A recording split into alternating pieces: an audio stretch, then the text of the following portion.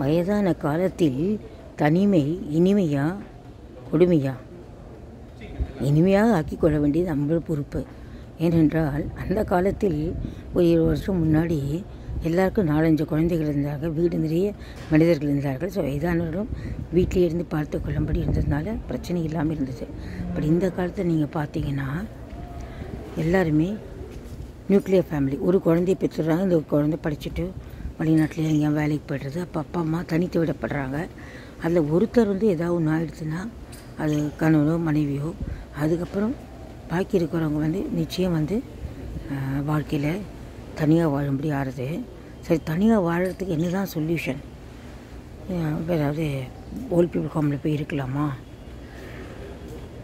அதை விட வழக்கமாக தான் வாழ்ந்த சரௌண்டிங்ஸில் அங்கே இருக்க மக்கள் எல்லாம் நமக்கு ஒரு ஃப்ரெண்ட்ஷிப்பாக ஆக்கிட்டு, அதே மாதிரி நம்ம வீட்டில் வேலை செய்கிறாங்கல்ல ஏற்கனவே வருஷக்கணக்காக, அவங்களையும் நம்மளோட அன்பினால் கவர்ந்து அவங்களோட உதவியோடு வாழ்தான் மிகச்சிறப்பானது. ஏனென்றால்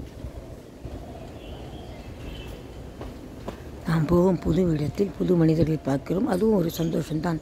என்றாலும் கூட ஏதோ ஒன்று இழந்தது போலத்தான் இருக்கும் நம்மளுடைய வழக்கமான ஒரு சூழ்நிலை விட்டு போகும்போது.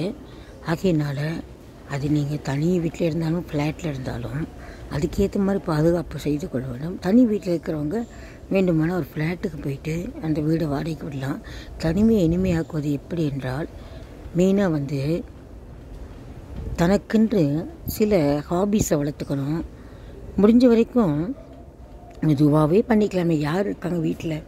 ஒரு கைப்பிடி சோறு தானே இப்போ சமைச்சுட்டு ஒரு குழம்பு ஒரு கறியை பண்ணி வச்சு நம்ம அமைதியாக சாப்பிட்டுட்டு, அதுக்கப்புறம் அவர் இருக்கிறவங்க ஃப்ரெண்ட்ஸ் ரிலேட்டிவ்ஸ்லாம் ஃபோனில் பேசிட்டு கொஞ்சம் நேரம் டிவி பார்த்துட்டு, மத்தியானம் வேளை ரெஸ்ட் எடுத்துகிட்டு, சாயந்தரம் ஒரு 7-8 மணிக்கு நைட்டுக்கு உண்டான உணவை சாப்பிட்டுட்டு, அதுக்கப்புறம் மெதுவாக லைட்டை அணைச்சிட்டு படுத்துட்டு கண்ணை மூடிட்டு அன்றைய பொழுது என்னெல்லாம் செய்தோங்கிற ஆசை போடணும். முடிந்தால் காலை வேலையோ இல்லை சாயந்தரம் வேலையோ தினமும் இல்லை ஏதாவது ஒரு நாள் வாரத்திலோ ஒரு கோயிலுக்கு போய் வரலாம், ஒரு நாளைக்கு பார்க்குக்கு போயிட்டு வரலாம். பட் எங்கே போனாலும் ஜாக்கிரதையாக போகணும். ஏன்னா வயசான காலத்தில் விழுந்துட்டா அதுக்கப்புறம் எழுந்துக்கிறது ரொம்ப கஷ்டங்கிறது எல்லாருக்குமே தெரிஞ்ச விஷயம். ஸோ தனிமையை ஆங்கிலத்தில் என்ன சொல்கிறோம்? லிவிங் அலோன்னு சொல்கிறோம். அலோனுங்கிறது வேறு, லோன்லிங்கிறது வேறு. லோன்லின்னா தனிமையை வெறுப்பாக உணர்றது லோன்லி. தனிமையை இனிமையாக உணர்வது அது ஒரு தவம். தனிமையே ஒரு தவம் தான். வருஷக்கணக்காக எத்தனையோ மக்களோ வாழ்ந்திருக்கோம். இப்போது இந்த காலத்து தனிமைன்னு என்று எதுவுமே இல்லை. ஏன்னா டிவி இருக்குது, செல்ஃபோன் இருக்குது. ஸோ பல விதத்துலேயும் உலகத்தோட தொடர்பு இருக்குது நமக்கு. ஃபோன் வழியாக 4 பேர்கிட்ட பேசலாம், ஸ்கைப் வழியாக பேசலாம்.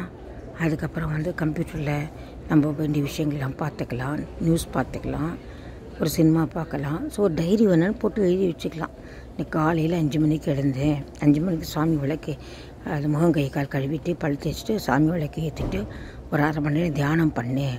6லேருந்து 7 கொஞ்சம் எக்ஸசைஸ் பண்ணேன். 7:30 மணிக்கு ஒரு லைட்டாக ஒரு காஃபி சாப்பிட்டேன். 9 மணிக்கு 2 இட்லி சாப்பிட்டேன். 10 மணிக்கு கொஞ்சம் வெஜிடபிள் சலாட் சாப்பிட்டேன். 12 மணிக்கு லஞ்சு சாப்பிட்டேன். லஞ்சுக்கு அப்புறம் 2 மணி நேரம் தூங்கினேன். 3 மணிக்கு எழுந்து ஒரு காஃபியை போட்டு ஒரு 2 பிஸ்கெட் சாப்பிட்டுட்டு 3லேருந்து 5 டிவி பார்த்துட்டு 5லேருந்து 6 வீட்டை சுற்றி ஒரு நடந்துட்டு, நம்ம வயசுக்காரங்களே யாராவது இருந்தாங்கன்னா அவங்களோட அந்த வீட்டு பக்கத்துலேயே வாக்கிங் போயிட்டு, பக்கத்தில் கோயிலுக்கு போயிட்டு ஒரு 7-7:30 வீட்டுக்கு நைட் டின்னரை முடிச்சுட்டு படுத்து தூங்கினா இதுவே இவ்வளோ பிஸியாக இருப்பாருங்க. சொல்கிறதுக்கே பிஸியாக இருக்குது. அதனால் you can live alone, enjoy the being alone. Enjoying being alone is sort of a tapasya. But you feel lonely, life will become miserable. So, loneliness should not be felt. We should feel comfortable alone, and that is the best way to be happy, and that is the best way to be healthy also.